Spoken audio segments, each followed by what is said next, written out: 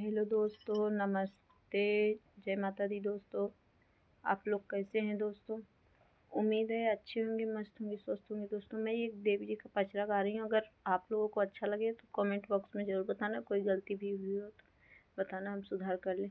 आंगे नैया बीचे कले साधरैले बानी ना, मैया के बोलैले बानी ना, हो मैया के बोलैले बानी ना।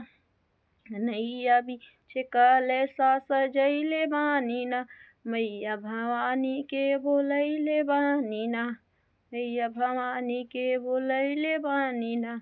ओही बजजवा से चुनरी मंगैले बानी ना, ओही बजजवा से चुनरी मंगैले बानी ना।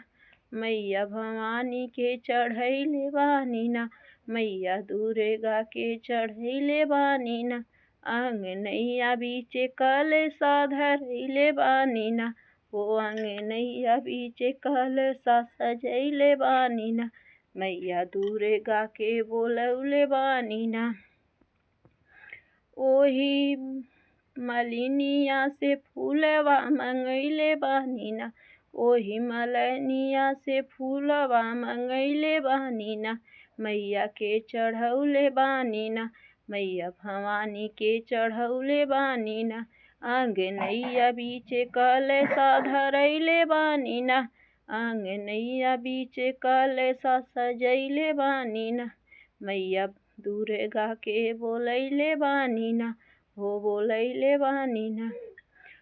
ओही अहिरा के पुतवा से दूधवा मंगैले बानी ना, हो मंगैले बानी ना।